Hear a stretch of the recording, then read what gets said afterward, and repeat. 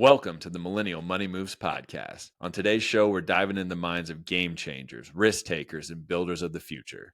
We're talking with not one, but two incredible entrepreneurs who are shaking things up in their industries.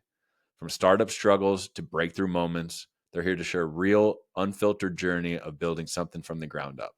We hope you enjoyed this one. This content is purely educational and is not intended to be financial advice or financial planning. Please consult your professional financial advisor or tax professional to receive tailored advice to your personal situation. Babin Wealth Management is not responsible for action taken by listeners based on the educational content provided. If you would like to receive personal financial advice, please reach out to Babin Wealth Management directly at babinwealth.com. Let's make moves. Welcome, everybody, to another episode of the Millennial Money Moves podcast. I am your host, Sean Babin, and with me today, I have two very special guests. I have Jeff Rusin and Matthew Awai from Advisor Tech Partners. These guys I ran into off YouTube, and I wanted to bring them in to kind of talk about the entrepreneurial journey that they've both been on. They've started a company after kind of working in the finance industry and found each other and built a business off of helping other financial advisors. So I thought it would be a great conversational piece to learn from entrepreneurs, learn how to start a business, learn kind of good things and maybe some mistakes that you guys made, as well as you guys talk to us about some money moves and things you've kind of seen in the industry working with financial advisors. And then now your business model is, again, working with financial advisors, but helping them out on their tech side. So yeah, you guys have been great for me and helping my company out. Want to give you your shine right off the jump because you two have been awesome. And like I said, I found you guys on YouTube. It was hysterical. I was trying to figure out how to do something with my CRM, and I just Googled it. And sure enough, Jeff had a video on YouTube that kind of talked about how to help me. But it was just the perfect amount of like, hey, we'll give you enough to try and think about you can do this. And then you go try and do it on your own. And you're like, there's no way I can do this. Meaning like I didn't have the technology bandwidth to be able to really pull this off or make it work correctly. So I always give Jeff that kudos of like, you put the perfect amount of info out there to realize like, hey, you do need our help to be able to make this kind of complete. Welcome to the podcast, fellas. How you guys doing today? Doing great. Very good. Doing great. Thank you. Excited to be here. Good deal. Well, yeah, like I said, I want to jump in and just hear your guys' story. Like, Jeff, let's start with you. Then Matthew, I'll go to you. Just your journey from, where you came from, where you went to school, how you ended up in the financial services industry, and then how you two kind of linked up and built a business. So yeah, I'll let you go, Jeff. What's wrong with that? Yeah. So I went to school in Los Angeles, like near Los Angeles, Whittier College, and that's where Matthew's from, but I didn't meet him there or at that time at all. So I spent 4 years there and then found a job as a CSA type deal at a firm in my hometown. What's and that's CSA? where I got introduced. Client Service Associate. Awesome. But All there right. was like no real job title. I'm making that up because that's like the closest thing I can actually relate it to, right? Okay. Yeah, it was me and an advisor in just an office, right? It was just like two people. Awesome. And Okay. so that's where I learned about Redtail, so like financial advisor CRMs, and then a bunch of other tools like Zapier. Like my boss was having me try to figure out Zapier all day. And so that's what I did for a while. And then after 8 months, I stopped and started doing consulting for firms wherever I could find the work, and eventually started getting more and more clients, landed a couple clients in California. One happened to be where Matthew was working, but he'll tell his story. Yeah, that's really it and how it started. What did you study at school? Were you always kind of IT focused? I studied finance because basically my mom told me to. Like she always kind of thought that was like the route of success. So it was like finance and economics. But I always remember growing up and being able to plug in the HDMI cable for my grandparents, and then they think I'm Elon Musk. So I've always thought that was a good feeling when I fixed something for someone on the tech side of things. So like you're studying finance and you kind of got this Mhm. knack for software systems. Where did you kind of realize, was it working for that advisor in that first job out of school where you're like, hey, this is more interesting for me helping out with back end systems versus, maybe sitting down with a client or helping prepare a financial plan? Yeah, I was in the middle of studying for a series exam. Okay. He was kind of lining me up to sell annuities, I would say, and stuff like that. And that just wasn't wasn't in my wheelhouse of what I wanted to do. I don't really like meeting with people and explaining how they can get guaranteed income for the next 10 years or whatever. I found a lot more joy in like having workflows launch automatically and stuff like that, right? So I started calling around and cold emailing and stuff like that. And actually, it all started on Fiverr. So yeah, I just posted red tail stuff to Fiverr, and I was the only one. And people would just be hitting me up there, and that's where the first few projects got started off. So you'd be like, hey, if you're having trouble with Redtail doing X, I can help you with that. That's kind of what posting to Fiverr means. Yeah, like you post a gig, and so I'd have a bunch of different gigs for different advisor tech platforms, and like nobody else had things like Redtail or FMG Suite or stuff like that. And so people would contact me being like, hey, can you help me do this, this, and this? And so I'd have a meeting with them and then off to the races. Because I didn't have any competition on Fiverr at the time. But now I got Matthew as competition there. All right, well, Matt, perfect segue to Matthew. Let's hear how this competition lined up, and let's hear your story, man. Yeah, so taking it way back, went to college in San Diego area, went to like a pretty medium-sized school, is Cal State University, San Marcos, and just like Jeff, studied finance. And I think like everyone else, like it's in our industry, studies finance, wants to be an advisor, but doesn't really know how to get to that point. So you kind of start off in that client service associate role where you learn a lot about how do you interact with the client, how do you manage a prospect, how do you open up paperwork, and like all these questions that you don't get any knowledge or really basis on through school. So I started out with an internship at a small firm that supported a broker dealer on the client servicing side. So I had exposure to about 8 different financial advisory firms when I just started out. And for just talking about like learning about an advisor's style and how they run their practice, like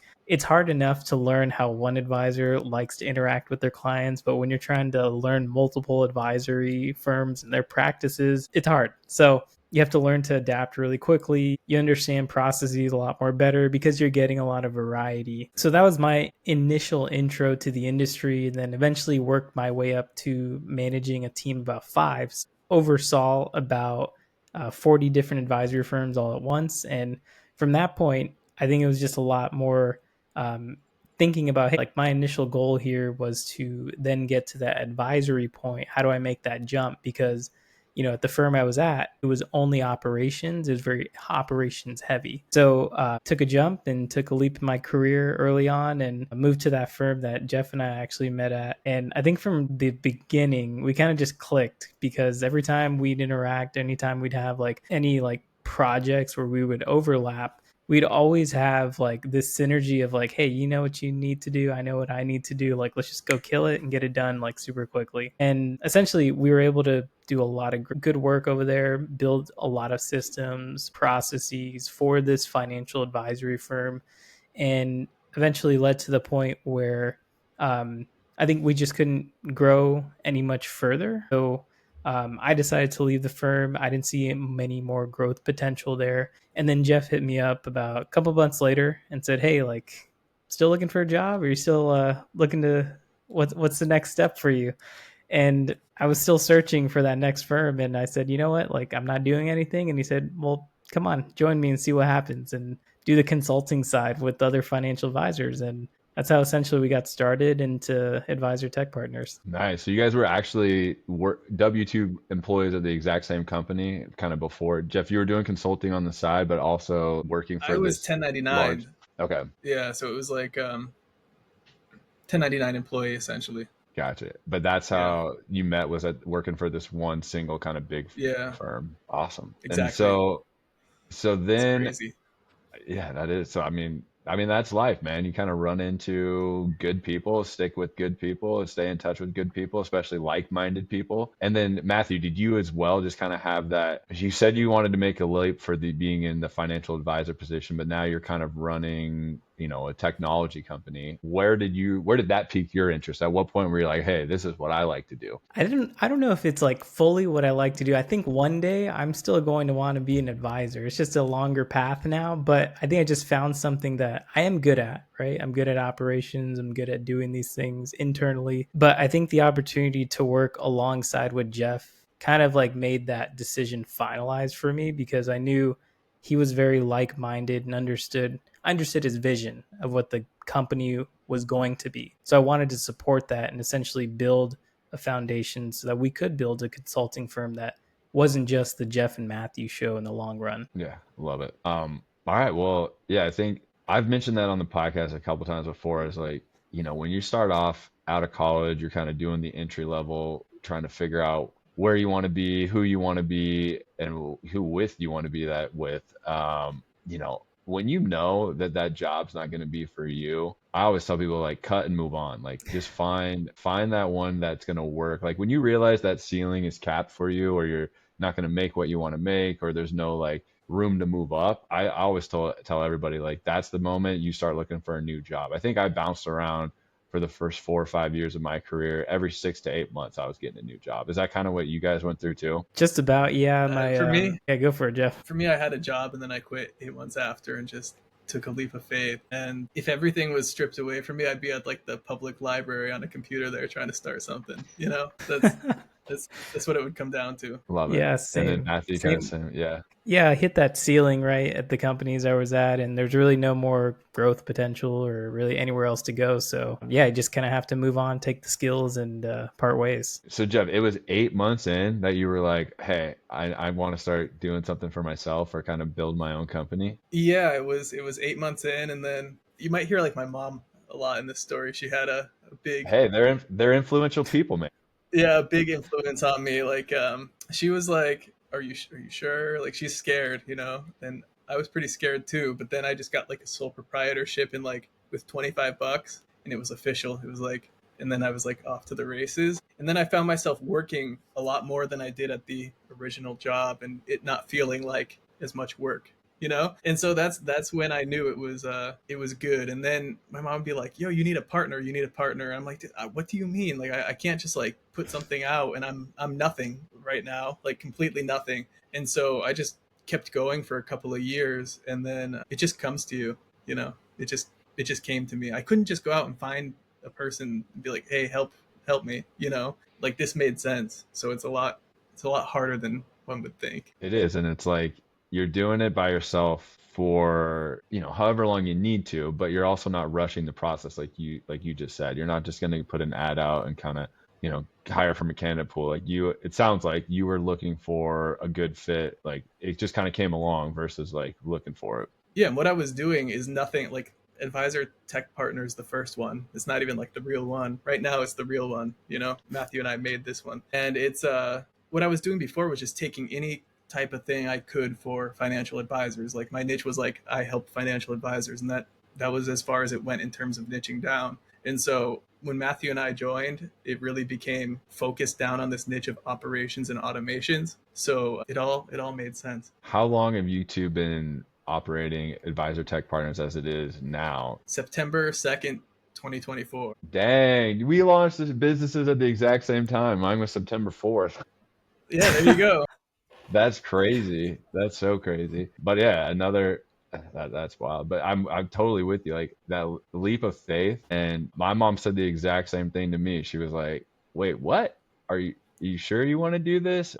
That's so funny, man. That's way too similar in scenario right there to just be having your mom walk you through it, just like mine did, or at least you got your good sounding board. Try it out on them and see if it works. And then if it doesn't, ask a couple more people. But I'm sure you had support from friends and family, the likes. I'm sure your mom wasn't the only person you kind of said bounce this idea off of. So kind of what was your process starting the firm? Who did you talk to? What did you learn about yourself? Like, let's dive into that a little bit, like starting a company. I think that's something that would be interesting for the millennial listeners out there. It's crazy how at some point you realize like you're good at X, but you kind of want to do this for yourself, or you want to dive into something on your own versus continually do this like corporate ladder thing, try and look for promotions. And some people that just works great. And then there's other people who can't be stuck in that box and want to figure out how to get out of it. And so walk me through just starting your business and, some things you learned about you, some things you learned about the industry, and, some fun stuff along the way for you. Matthew, you can take this one.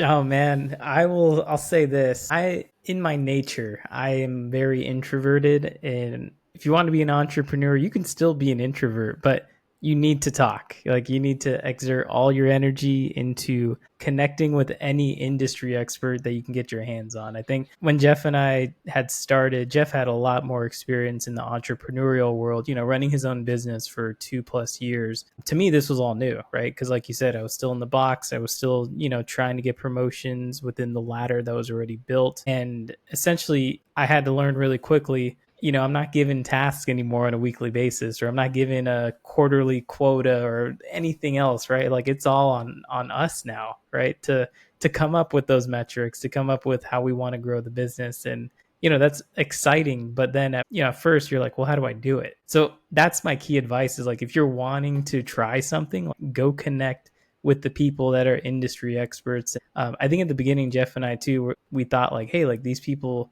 may be competitors, or they may be people that do or want to take business away from us. But I think we nipped that early on and said like, hey, like if they have a better product than us, and if they're doing a better job, then that just means we need to do a better job here at Advisor Tech Partners. So we should just connect with them and see, what are they doing? Where's the gap in the market? So we could also provide a service in there. Well said. That's exactly what pushed me over the top finally, was another advisor, just another advisor who opened up the hood for his firm, showed me, what software to use, what custodian to use, how to do compliance, and kind of laid out a roadmap for me that I didn't know otherwise. Like it's hard taking that leap of faith and having to figure that all out after the fact. It's best to do kind of your homework, talk to people who are in that industry, and get a little more comfortable footing. Have like a nice checklist of like, here's the 20 things I got to do before I start this company. And you get that checklist from other professionals in your industry having those conversations. So super smart. Couldn't agree more. Not gonna lie, you got super lucky too with what that person recommended you, like the Wealth Box Altruist combo there. Like you got set up nicely. Yeah. So Jeff is just saying, for the layman's terms out there, like my software's sweet. It is. Yeah, no, and you're right. Like that's another thing too, is who do you trust? Who's on the cutting edge, I guess is what Jeff's trying to say. In our industry, it's a dinosaur world in the financial planning, financial wealth management space. It's tons of legacy advisors with millions and billions of dollars that don't want to spend any more money or make any changes to kind of do the right things in regards to their systems. And so, yeah, starting with the best, I didn't know I was, but running into you guys and you telling me I was is great. And so, yeah, talking to an advisor, or sorry, talking to a mentor that's kind of in the same, I would say, generation as you two or around it, they're up to speed with kind of what's going on today, versus if my mentor was 55 or 60 and I looked at how they ran their practice versus the mentor that was exactly my same age, that kind of had a beat, his ear to the street of like, hey, here's the up and coming technology and software that is being utilized today, not the ones that they've been using for 15-10 years. I think super important. And yeah, Jeff, just super lucky at that. All right, so now you guys are up and running. Advisor Tech Partners is the name of their company. Go check them out. If you're a financial advisor listening, they do wonders for integrating your different software suites and making them more seamless and easier for you to use. Appreciate it. How do you two like kind of roles? Like I don't have a partner. It's just me. So like I'm responsible for everything. How'd you come up with that at the beginning? I think it's tough going into business with people. And defining roles is one thing, defining equity is another thing, defining who's working harder and this, that, and the other. Like it gets messy. It's a relationship. So how do you guys kind of navigate working together? I think in the beginning sorted itself out pretty well. I think we try to take a logical approach to it. Like one person does this thing better and the other person does this thing better. Make sure they go their route. And, especially for growing the business too, as we want to like hire people in the future. We want to keep that in mind, keeping the right people in the right seats. I knew Matthew was like a workflow killer in the beginning, like so good at workflows. And for people who, I guess I have to explain that, right? People that don't know. Yes, please. Okay. For people that don't know, workflows are, in our terms, like in the advisor world, it's like a set of tasks that you line up like when to assign everybody on the team different tasks for a common goal. So if you have an intro meeting scheduled, then an intro meeting workflow will launch and the correct people will be tasked for what needs to happen. Does that make sense? So did you see that from Matthew when you guys worked together, you could see him go from basically start to finish, and he could crush it building out the workflows in between. We got so lucky, like right in the beginning, and got a deal like right out the gate. And Okay. the client had sent us over this big recorded Zoom call of how they want the workflow to go. And then I was working on it, and then Matthew like took a look at it and just signed it off, and, you know. Yeah, just the magic dust. You threw it on there and then a workflow popped out. But yeah, defining roles, I think, at the firm has come pretty naturally. And Jeff and I always have it in mind. Like, the end goal is for us to set these things up internally, like our own processes, so that someone eventually can take our place, right? Like, we're really in the mindset of we want to be able to delegate and then elevate up into true owners and true, I'd say, managers of the business, because we see it every day in the financial advisory space where financial advisors may hire a CSA, an associate advisor, and then they have a whole team of, let's say, 10 people under them, but they really haven't set up the practice to run as a business. They've really just built it so that they're managing every single individual, but they can't hire a manager to manage those people. All this hard work that they're going through, the 10, the 20 plus years, and, they get to this point and they can't hire new people because they didn't get these processes down, or they didn't delegate and like set these roles up correctly. So that's, like something that I think we've just had an advantage in. And because we see it every day in our practice and like in how we consult, it always reminds us, say, hey, like if we're doing this one thing, how can we set someone else up in the future for success to get it done on our team? Yeah, well said. Perfect example. Sorry. No, go for it, Jeff. Go. Okay, a perfect example is we were just doing we're licensed, or LLC is based in California, so we have to pay like this $800 a year tax. Besides the point, but yeah, no, shout out California taxes. Yeah, Thank shout you. out. Yes, absolutely. And but Matthew, I was like, okay, I'm gonna do this thing. And Matthew was like, okay, record a loom. So now, like, we have like this process-oriented approach towards everything. So when we do have someone in place, we already have like a recurring task that has a video showing you how to do it. And that's the approach we keep taking and keep doing, even though we don't have an employee yet. No, that's super smart. Yeah, it's the whole idea of starting with the end in mind. Right. And advisors, like in being a financial advisor, having a financial advisor practice, I kind of get like they become that silo of information and they just disseminate it downward, but they're still on top and everything still has to like kind of go through them for like approvals and okays. And honestly, I really think it's because we're such a relationship business and you work so hard for these clients and it's their money that's on the line. Like it's very an emotional place for us too, because like we don't want to mess it up or drop a ball or stop talking to these people. Like that's my biggest fear as I hire a junior advisor or somebody at some point down the future is, I have to give them some clients. And so, is that person going to be upset that I'm not their main point of contact anymore? Or are they going to, is it going to be a comfortable transition? Am I going to miss them? Are they going to miss me? Like it's a crazy emotional place for an advisor where you do just kind of hold on to all the info because it's not as much like transactional based as process. It is process oriented, but it's not transactional. It's more like you're dating all these people. You become friends. I'm going to their weddings. They're coming to mine. Like we're having kids' birthdays together. Like it's just a different kind of business model that becomes very, very intertwined with kind of your personal life, which is really fun, but hard to let those go too. It is. I know Jeff and I talk about that all the time, saying like, hey, like, are we always going to be in on these meetings? Are we always still going to have these client interactions? How would people react, right? Like that's very important. And to that point I made earlier, like making sure that you're setting yourself up for success. I got this link here. It's called E-Myth Revisited. Great book, again, for entrepreneurs, for people wanting to set up their business. Like if there's something you need to do before starting your business, it's reading this book. It's a great one. All right, one more time with the book. It's called The E-Myth Revisited. And it just kind of goes into building out out processes. Business. Yeah, talking about like if you were to be the owner of a company, but you're also like the operator of it, how do you get to the owner stage without being the operator for the next 20 years or 30 years? Yep. No, I've heard that one too, where it's like, how do you go from entrepreneur to business owner? And navigating that line of like delegating and hiring the right people. And like you said, moving yourself upwards and replacing people that do the job you did, that now let you focus on all different areas of the business versus being the one who has to be in every single meeting kind of thing. So yeah, super exciting place for you guys. I still can't get over the fact we literally started our firms within 2 days of each other. That's crazy, huh?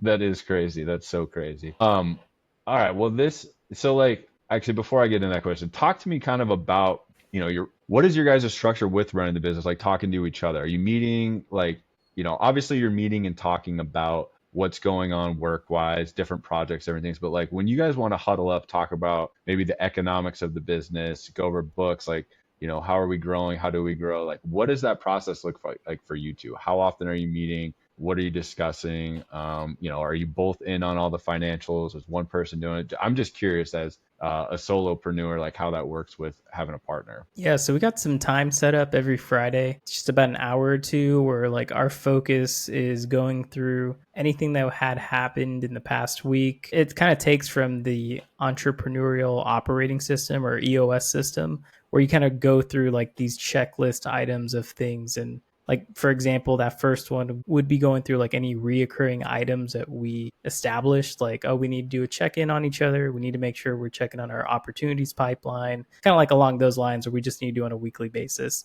Then we go into this thing called IDSing, or identify, discuss, and solve, where we just put into our project management software like anything that had come up within the past week, or if we had random thoughts when we were at the gym saying, hey, like it'd be a great idea to do this marketing initiatives or do this new cold emailing outreach project, like that. Those are the things that we'll get into there, and we'll talk about, spend enough time so that we at least flush out the idea, because I think more often than not, they're good ideas in theory, but when Jeff and I like talk through them, we're like, oh, maybe we shouldn't do that because that's not going to be a moneymaker. It just doesn't make sense for us right now. So we'll push it to like another quarterly review out in the future, but it definitely helps us from like the distractions throughout the week of like saying, hey, like we got some important client meetings coming up, and we need to do some project-based work starting this day, without like the random noise of like, hey, like what about this marketing task? Like that'd be so fun.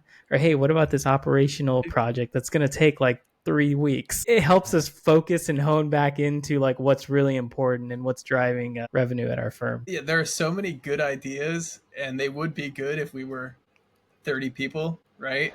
But we're only 2 people, and so we can't be doing everything all at once. Yeah, I think that's what you quickly realize is like there's always so much more to do, can be doing, should be doing, but maybe just can't do. And it's like, hey, focus on, what you're good at, what's bringing people in the front door, how you're connecting with people. But yeah, I tell everybody, there's always a bigger boat. There's always another firm doing more than you, making more than you. And it's like it's trying to like play this game of like catch up isn't good for you. It's just focus on what you're good at and focus on kind of growing at the level that you're at now and kind of making those incremental adjustments. Because I know for both of our firms, it's just going to be like growth, and then we'll hit that hockey stick moment where you're like, thank God we have these processes in place, and you've been doing it from the beginning, versus like scrambling to get the right things in place at that moment. I think that's what all business owners try and prep for, is that kind of hockey stick moment where growth far exceeds kind of what you've been doing prior, and it's just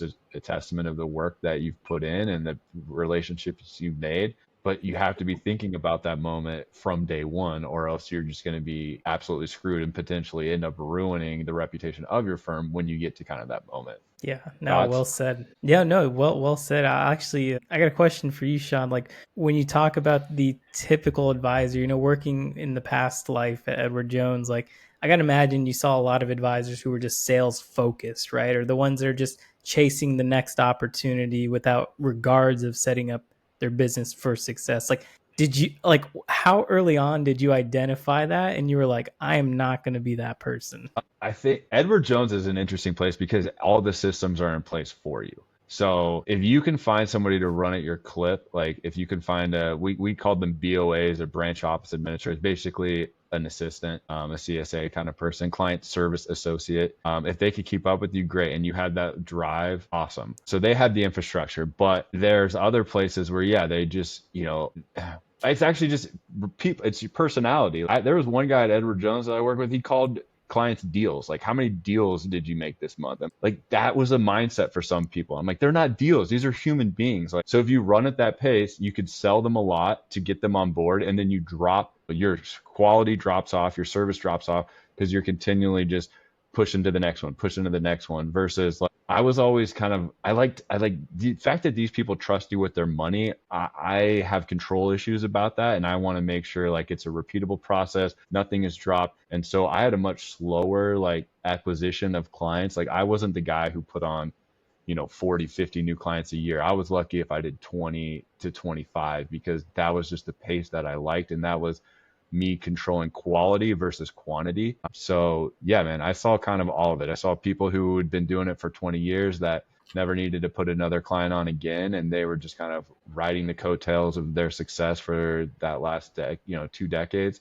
Then I saw people who come out just swinging and throwing anything that could fog a mirror on as a client, which is great until it's not great, which like we just talked about, there's a point too where you have to decide as a business owner, hey, I can't work with everybody. I can't help everybody. I can only be stretched so far. And then I didn't know this, but the success rate of a financial advisor, this was Edward Jones statistics. I would imagine it's pretty consistent across the industry, is about 20%. So for every 10 new financial advisors that said firm hires, only 2 of them statistically are going to make it. And that's organically, meaning like they have to build a practice on their own versus like, hey, my dad's retiring and giving me $100 million practice. Like, congrats, good on you or whatever. But that was another interesting thing to see was the amount of people who just struggled to make a business out of this industry because it is extremely hard. And I think anything you do creating a business is extremely hard. And we talked about this on the last episode when we had my buddy Dale Schaefer on. He's a financial planner who focuses his practice solely on working with business owners. And he said it well, like I think we've all heard is, you have to get to that 4 to 5 year mark to really cement your flag and be like, okay, like I've made it, like this is going to work. But that first 4 to 5 years, you're well underpaid, you're working a ton of hours, and some people just aren't cut out for that. Just it's not going to jive with them or their family. Like they may not have that ability to grind like they need to because they have to support their family or do things for family. So yeah, man, it's a crazy world starting a business, and it really becomes a family and your baby to try and make this thing grow. What did the financial, those 8 out of 10 financial advisors, what did they end up doing commonly? Did you see like any trends, like what they would go do afterwards? Or That's a good question. I think some would just leave the industry in general. I don't know what they'd fall back on. The only people you heard about continuously are the ones that stayed. They would go work for what we called home office, take more of that W-2 administrative role within Edward Jones. right. So that was, they're already employed by Edward Jones, just, hit the job board, see if there's an opening internally versus that sales capacity. Working in sales is brutal. I mean, you're always on, like my mind doesn't shut off when 5 o'clock comes around. Like I'll wake up in the middle of the night, just like I'm sure you guys do, and be like, oh my God, did I make that note? Did I remember to do that? Like, hey, this is a good idea I have for my clients. And I think if they knew that, like if they knew how much, I'm sure you guys do it in your case too. Like if they knew how much we kind of thought about them or we're trying to think about ways to help them out. For me, it's financially. For you guys, it's like systematizing and more efficiency. I think if they knew how much they were on our mind, they'd probably be, it would be an even better relationship just because like it's not like a 9 to 5 for us as entrepreneurs. Like it's always on all the time, waking you up in the middle of the night. Sometimes I get excited to wake up at 6 a.m. and come in here and answer an email or get back to somebody or just start the day. And that isn't the case when you're a W-2 person and you're just punching that clock. And it's a different drive, a different animal when you're running your own place. Any other Definitely. questions? You guys got some good ones. Okay, I like your hat. Thanks. Yeah. I ordered more. I'll get you guys some hats. Okay, I promise. Okay. We'll return the favor one day soon. Perfect. All right, we've great conversation. Where I'd love to leave this is the podcast name, Millennial Money Moves. You guys have worked in advisory practices. You've helped clients, I'm sure. You've also maybe just seen the back end, but then you've also started a business for yourself. Is there any like money moves that you saw people making or that you guys have made that you would like to tell your generation? That's the whole purpose for this podcast. I just want to tell my generation, here's what I think you should be doing with your money, because I've seen it work for very successful people. That's why I want to disseminate this info downwards. Anything from you guys along those lines? It's a really quick one right off the bat. If you are W-2 right now, you're getting your paycheck on your weekly, bi-weekly, monthly basis. Just please set up auto pay to a Roth IRA. I'm not going to say any other way. Just you have to do it. It's the easiest way to do it. Don't think about it. It's even if it's $50, a month, it's something, but just something to get you started, because that was the very first thing that I did when I got my first job, right? I set up my Roth IRA, set up the auto pay, and it saved my life because I did not think about it at all for the first 3 to like 4 months of like starting my job, because I was so focused on my job. And, people can let that time elapse into months, years, and then they start to think, hey, like maybe I should start investing now. But at that point, it's not too late, but you should have started a couple of years before when you got the job. No, well said. I was literally going to joke about even saying start a Roth IRA, and then you did it. Yeah.